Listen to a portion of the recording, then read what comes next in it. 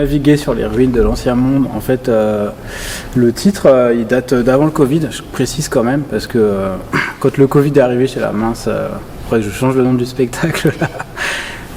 En fait, c'est une espèce de projection dans un futur hypothétique et ça se base sur l'idée de comment on se reconstruit ou comment on reconstruit nos identités par rapport à un monde qui serait tombé en ruine.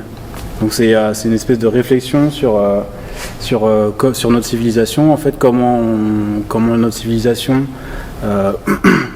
crée et en même temps détruit. Elle détruit d'autres civilisations, elle détruit la planète, etc. Et en fait, on s'imagine quelque part, on essaye de faire une espèce de réflexion un peu positive sur comment on pourra se reconstruire à partir d'un tas de ruines qui est celui qu'on est en train de créer. Après, il y a aussi une réflexion sur l'outil numérique, un outil qu'on a créé, qui est la création de la civilisation occidentale et qui est en train de prendre une place énorme. Et en fait, même maintenant, en fait, on est tous avec nos prothèses et dès qu'on n'a plus de téléphone ou quoi, on est perdu. Donc je pense que dans 50 ans ou dans 100 ans ou 300 ans, ça va être peut-être un peu plus compliqué par rapport à cet outil. Je sais pas, enfin, quand il y aura plus d'électricité ou j'en sais rien, comment on va faire en fait. Ce que je voudrais donner aux gens, c'est une espèce de possibilité d'imaginaire positif, quoi. Je pense que ça, c'est un truc qui est très très peu développé dans les médias genre Netflix ou dans plein de scénarios futuristes. C'est toujours, quasiment toujours négatif, voire super négatif. Et je pense qu'il y a très peu d'ouverture positive en fait. Et par exemple, ça c'est un truc que moi j'ai découvert il n'y a pas si longtemps. Dans le monde de la danse hip-hop, c'est très positif, quoi. C'est une énergie que je trouve qu'il n'y a pas dans la musique contemporaine ou dans la musique électronique. Enfin, c'est une autre forme d'énergie et je pense que la notion des corps, en fait, elle est hyper importante et c'est un truc que chez les musiciens, c'est complètement... Enfin, il y a très peu de musiciens qui prennent leur corps en compte. Et en fait, cette énergie-là qu'on voit dans les battles, pour moi, c'est un truc qui est hyper positif.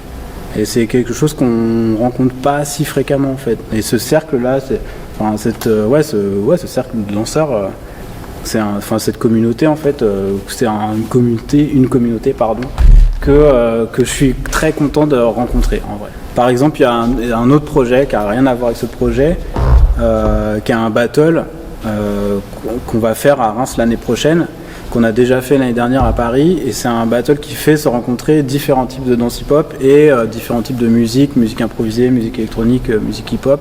Et en fait, c'est cette idée d'ouverture un peu de décloisonnement des différents univers. Voilà, donc il y a cette idée-là. Et là, dans ce projet-là, pour le coup, il y a vraiment cette volonté d'ouvrir à un univers qui est très très fort en énergie, quoi, et qui, je pense, fait beaucoup de bien à plein de gens. Sur le plateau, en fait, il y a la scénographie, ça représente un peu des continents. Donc il y a cette notion de continent, d'océan et donc de déplacement. Et chacun a son continent et chacun évolue d'une manière complètement séparée a priori.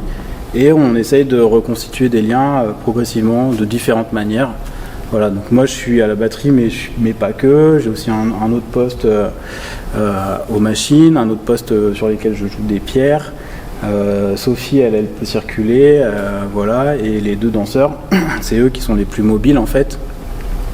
Ils ont un peu l'espace, en tout cas l'espace est plus à leur disposition que nous. Voilà, et c'est eux qui légitiment un peu le mouvement des musiciens dans l'espace. La musique là, elle est à un carrefour de plein de choses. Après, par exemple Sophie, elle vient, on a un endroit assez proche, c'est-à-dire qu'elle vient de la musique jazz et improvisée. Moi, je viens du jazz et musique électroacoustique. Et après, on tend tous les deux à aussi avoir un espèce de décloisonnement au niveau du langage. Donc la musique, en fait, elle a un croisement de plusieurs langages. L'idée, c'est de faire... en tout cas, ce qu'on fait, c'est pas forcément l'idée de départ, mais ce qu'on fait, c'est quelque chose qui est très métissé, en vrai, quoi. Je pense que quand j'avais à peu près 20 ans, j'ai commencé à comprendre un peu la pensée en images. Et à comprendre aussi qu'il n'y a pas que la pensée en mots, il y a la pensée en images, la pensée en musique. Et donc j'ai aussi commencé à comprendre un peu quel lien pouvait être fait entre l'image et la musique. Et voilà, donc il y a des projets qui me viennent où c'est vraiment des images au départ. Il y a d'autres où c'est purement musical, je vais juste me projeter dans une musique précise. Et d'autres, par exemple, c'est des rencontres, quoi. Donc, mais après, en fait, la collaboration vraiment avec le théâtre ou avec la marionnette, c'est vraiment l'envie de travailler sur un champ plus large que uniquement la musique. Donc ça, c'est vraiment dans une espèce de conception finalement d'art total, je dirais, entre guillemets, même si j'aime pas trop ce mot, parce que c'est très connoté opéra et compositeur allemand, tout ça.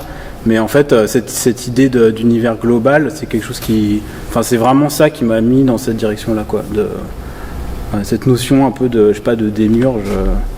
Là, en fait, j'y crois plus trop, en vrai. Je pense que c'est les choses collaboratives qui sont intéressantes. Et après, j'aime bien explorer vraiment différentes directions, c'est-à-dire que des fois, sur mes projets j'ai d'autres projets que j'ai fait précédemment, c'est vraiment la musique qui dirige.